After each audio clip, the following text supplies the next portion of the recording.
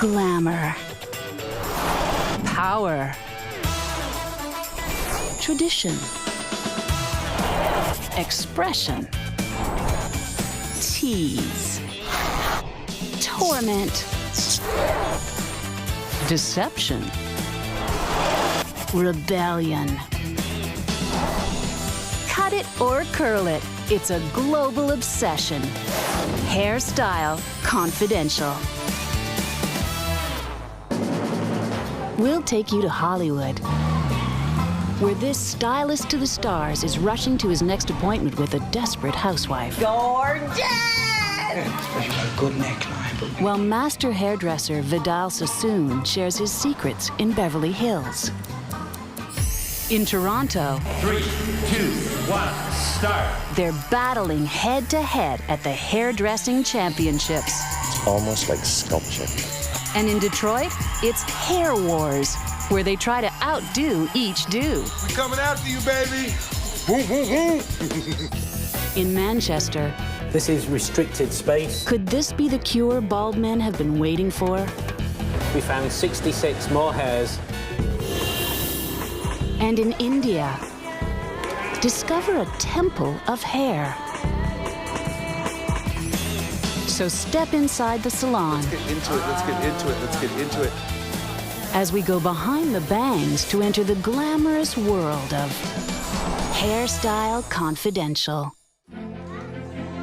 We all dread it. We've all had it. And we'll do whatever it takes to avoid it. A bad hair day.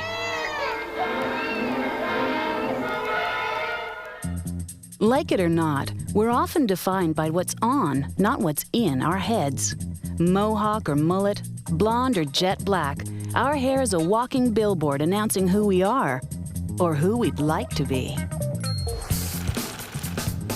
One woman said, I can't change my house, I can't change my job, I can't change my boyfriend, I can change my hair. Arizona sociologist Rose Weitz has interviewed everyone from stylists to strippers for her book, Rapunzel's Daughters, What Women's Hair Tells Us About Women's Lives. And it tells us a lot. Hair is this almost magical substance. Around the world and across history, cultures have recognized hair as somehow so marking an individual that a witch doctor would use a hair to cast a spell on somebody. In Toronto, you won't find a witch doctor, but there are thousands of hairdressers making magic. It's like a genie. 3 times. And they've come to perfect their craft at the Allied Beauty Association trade show.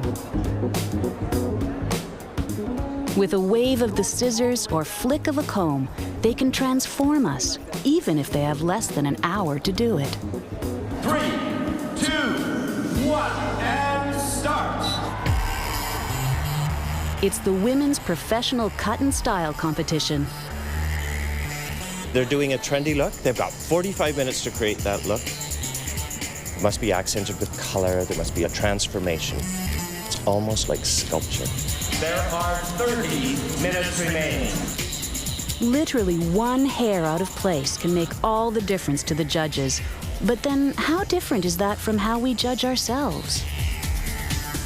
I can wake up in the morning, and if I can't bring this little piece of hair to there, I feel like it's over. It's just hopeless.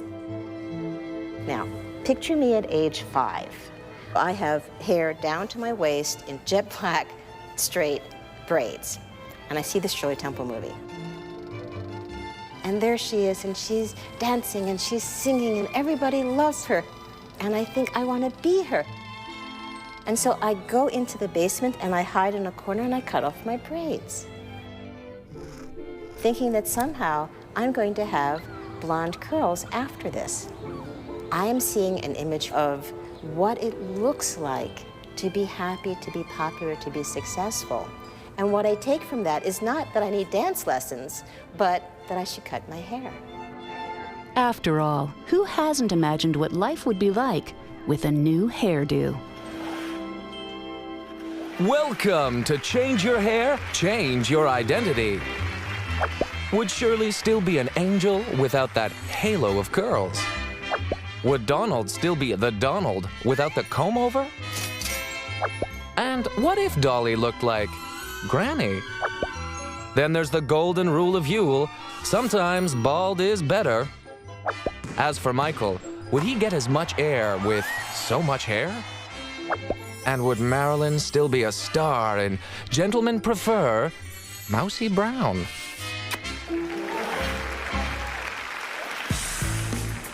Not a lot of Mousy Brown here at the Alternative Hair Show in London. In the runway capitals of the world, hair is not just a key to identity, but cutting-edge fashion. And you can still see the influence of the man they call the Picasso of hair. Vidal Sassoon. I've always felt that hairdressers should be leaders, not followers. They should lead fashion. It's almost pure art, the way hairdressers like Vidal Sassoon produce new styles. And lead he did. London, the swinging 60s. Everybody was experimenting, and Vidal was shaping a revolution. No more bouffant-clad ladies spending hours under the dryer. It was out with the old and in with the bold. It's only part of the human form that you can be creative with. That's why it's sexy. He dreamed of being an architect, but was so poor he had to leave school to shampoo at 14. These days, you'll find the 79-year-old multimillionaire in Beverly Hills, still suave and sexy and sharing his trade secret. Hair, for me, was my form of architecture. And just with these small pair of scissors, you could angle, shape, cut, do everything, prune, thin, do everything with just that. 5 inches of steel. And I used to dance. I was always moving, cutting. And it was a passion that went into hair. It was all about bone structure. There was the geometric bob, the lopsided cut, the Greek goddess, and most famous of all, the 5-point cut. It was the most difficult cut I ever did. Loved it. So did the most famous mop tops in Britain. But all I know is one day they were wearing almost the 5-point cuts. And they were doing very well. Hair is an incredible sign of the times because it perfectly mirrors cultural change. If anyone knows hair's highlights and lowlights, it's London's Caroline Cox, co-author of Hair and Fashion. We have these touchstones in history where we have a key haircut which really sums up a decade, and enormous changes in the relationship between men and women. The Roaring 20s. Dresses were shorter, morals were looser, and women cut their hair for the first time in a century. The long and the short of it is, the bob was radical. There's a very famous statistic of, I think it's 3,500 women in New York getting their hair bobbed in 1 week. And some hairdressing salons actually had to have oxygen tanks because so many women fainted at the first cuts. Throughout history, hair has been a fashion statement and a political statement.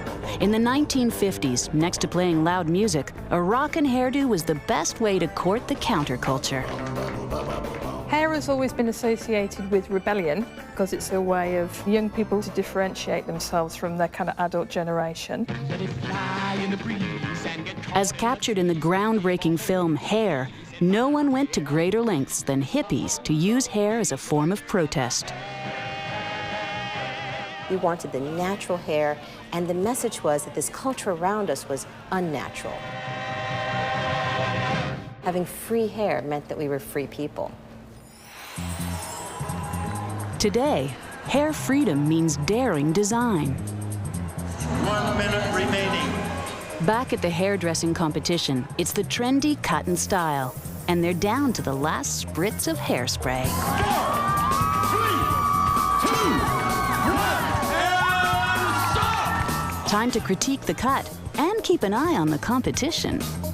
We're looking for trends, but most importantly, we're looking for the skill of the engineering of the cut. Artistry plays a big part, creativity plays a big part, but hair cutting is engineering.